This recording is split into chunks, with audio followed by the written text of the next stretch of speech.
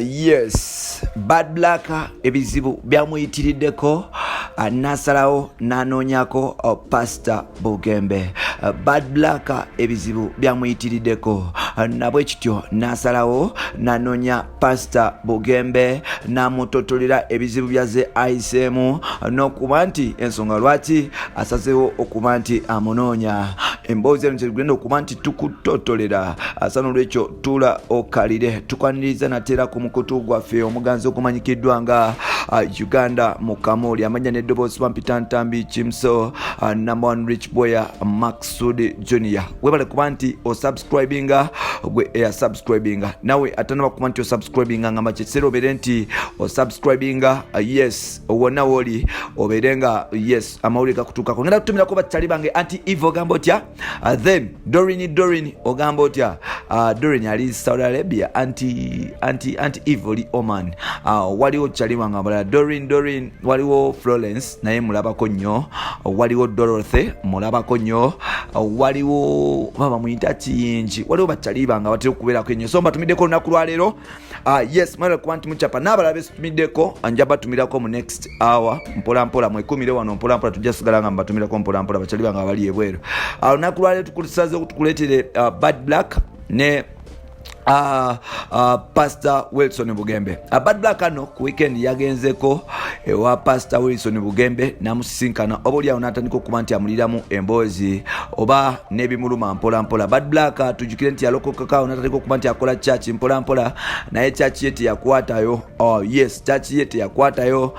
obolya ne bamalayo banne tebasobola kuba nti bagenda sabirayo nga tebekakasa kukkiriza kwa Bad Black era engeri gyali nti agenda mu maaso n'okuba nti avuma abantu nnyo ku social media kugatane mu mawulire tebakkiriza nti Bad Black oba oliawo akkiriza Mukama Katonda okuba nti yes amulokola mu bulamu bwe. Bad Black no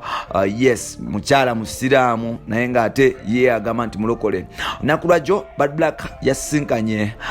Pastor Wilson Bugembe natandika okumuliramu ebizibu bye nagamba wayi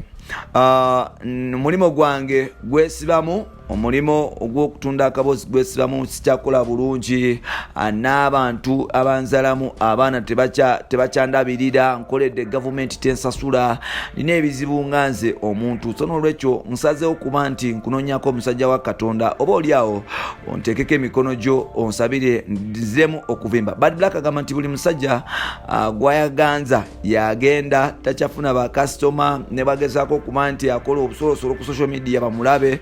abasajja tebakyamulaba ba potential buyers tebatakyabafuna so n'olwekyo omulimo gwe ogwatunda akaboozi neguma nti gwesibye ate nga ne abo oba oliawo abasajja be yazaalira abaana tebamuddukirira bulungi. Pastor Bad Black kusalawo okuba nti addukire wa Pastor Bugembe oba oliawo amusabireko business ze ziddemu okuba nti zikola wano no Pastor Bugembe yamugambye nti teweetaaga kuddamu kukola mirimu egyo Mukama Katonda yakuteekera emirimo emirungi era nga bw'okkiriza n'osaba Mukama Katonda ajja kuwa ebirungi bingi. Pastor Bugembe yasazeewo kuba nti abuulirira Bad Black n'okuba nti amuzzamu amaanyi nti owaaye oli mukyala omuyivu ategeera obulungi so n'olwekyo ebyo byonna bakasoma tebakyajja nebisigaddewo si kyekikulu wabula Mukama Katonda ye mukulu buli lwokkiriza Mukama Katonda oyo nti yafuga byonna asobola okuba nti akuddamu n'okola yes n'oddamu n'ofuna emirimu emirala emirungi oba egiri hole n'otandika okuba nti oyingiza akasente era nga Pastor Bugembe yasabidde yes Bad Black okumala nga ssaawa namba Bad Black nabwe ekityo nakkiriza nti sala gyeri era nga wetwogerera Bad Black mulokole ebyaddala. Bad Black agamba nti ayise mu nnaku nyingi ayise mu bizibu bingi ayise mu kutulugunyizibwa oba oliawo ne challenges nyingi abamu abasajja bamukozeseza ne bagana okuba nti bamusasula abamu baagala kumutta abamu oba oliawo babadde tebakkiriza nti oba she is a changed person abamu mbwalina babanja mu gavumenti abaagana okuba nti bamusasula so n'olwekyo agamba mbwe embeera gy'alimu si nnungi so kwe kusalawo okuba nti anoonyaako oba oliawo banaddiini babeere nti bamusabirako mu banaddiini abamwanguyidde okuba nti anoonya yabadde Pastor Wilson Bugembe era nga the whole weekend bagimaze wali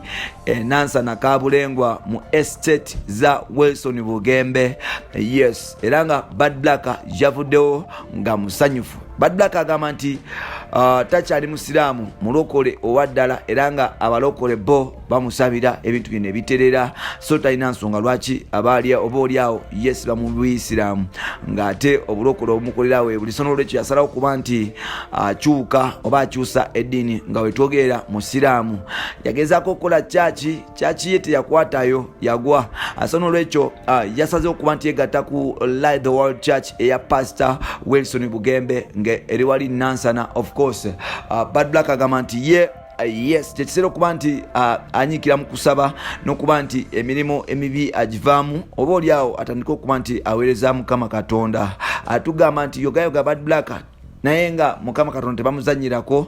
Bw'obanga osaze okuba nti ojja oweereza Mukama Katonda muweerereze ddala because bwe bulamu ly'ettaala ly'ekkubo ly'ebirungi byonna. Bampita Ntambi Jimzo webale kuba nti osubscribinga wano Uganda mu Kamoli tujja kwegwako ku next episode. Bye bye.